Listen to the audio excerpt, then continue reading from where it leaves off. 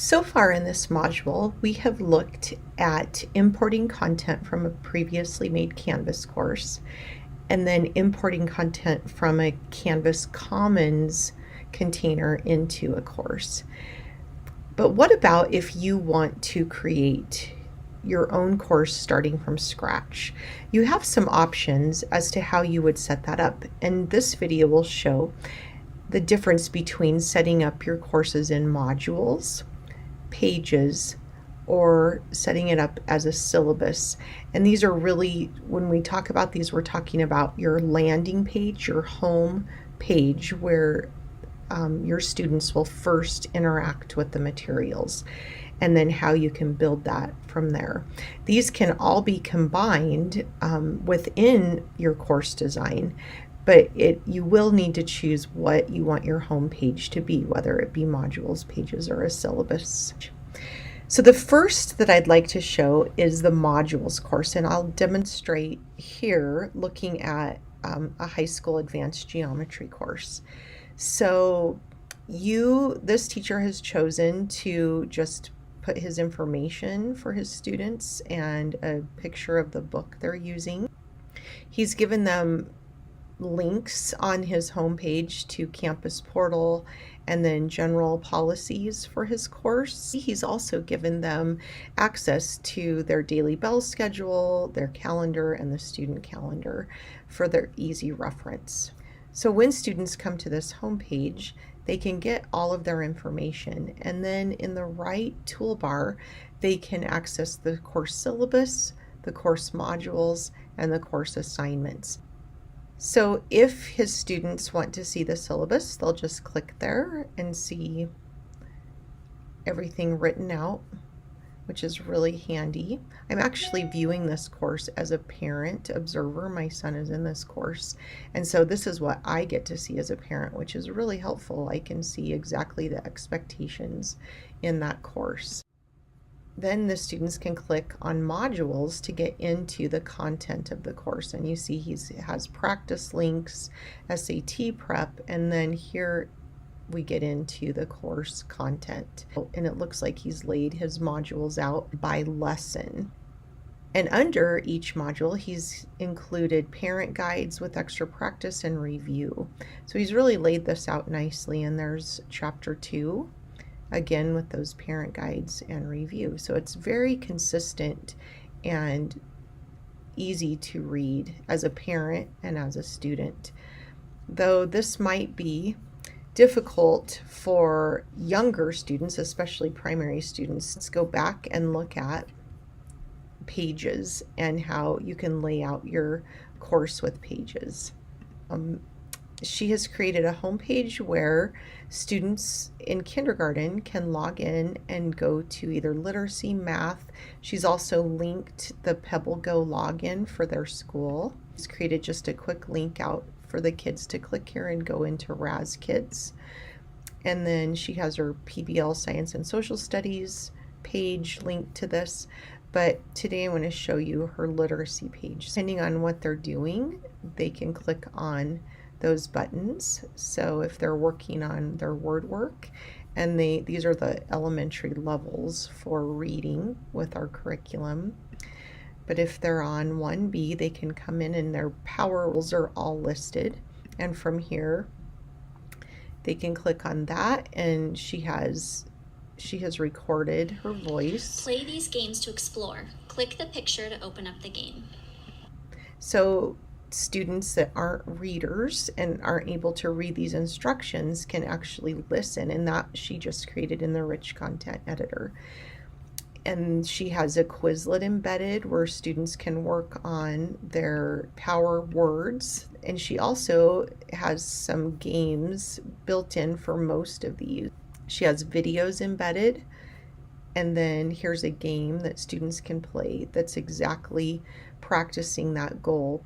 And so this is a great example, and know that if you're interested in borrowing this, Casey has made it available and Tori have made it available in the Canvas Commons, and you can pull that over, and if you need help with that, I'm happy to help with that. Now, another example for the older students, this is another example of a homepage that the teacher actually created this on Canva and embedded it for her students. And when they come in, these are more intermediate levels, and I want to show you how it can go quickly from a page format with buttons to a module format. So that took me right to module 3, and she has all of her activities and quizzes embedded inside of the module format. So she went from buttons on a page to modules, and that's how you can actually use both of those.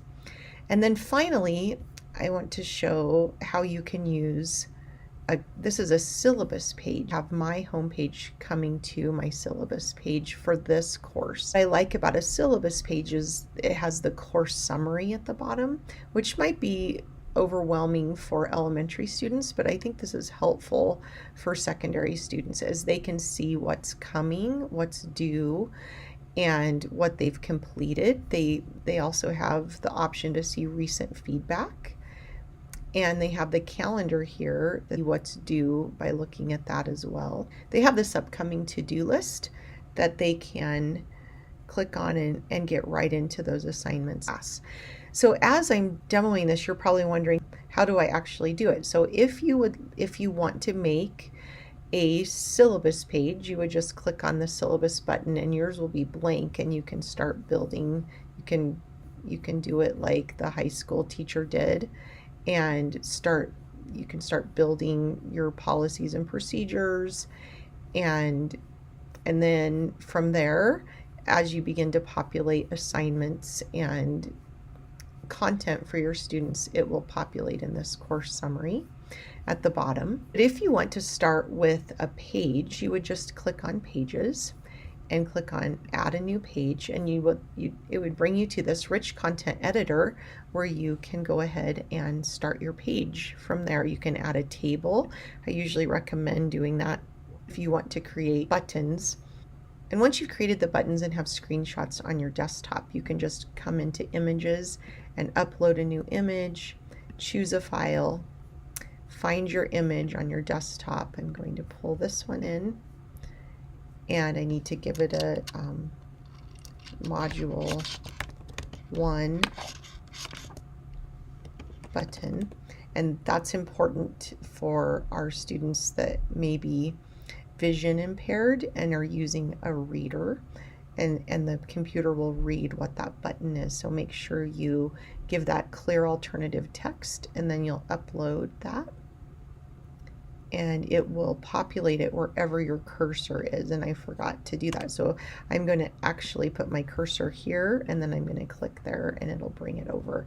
And I could just continue to build those, and once I have my buttons, I'll just click on those and link that. If I wanted to link to a website, maybe I want that to go to PebbleGo, I would just grab that URL and I would come in and paste it, and it turns yellow to show that it's linked. Once I hit save, I need to give this a title, practice page. I'm going to save that. And now, because I don't have anything in my other columns, it's going to be huge. But when I click on that as a student, it's going to take me right to PebbleGo. So that's pretty awesome. If you want to build, so I've talked about building a syllabus page, a course page, or a module page. The way you set that up is you go to your home screen, and it's going to say choose a home page. And if I want to use my syllabus page as my home page, I'm going to just click on that. I can have my course modules just populate activity screen. But if you want to do a page's front page, you'll have to set that. So if I wanted my practice page to be my home page, I would have to publish it first and then come over here and use that as my front page. And then again, go to my home page, choose home page, and click pages front page, save. And then this will be our new Canvas homepage. but we don't want to do that. So we're going to go in and choose the home page again and change it back to the syllabus page for the purpose of our course.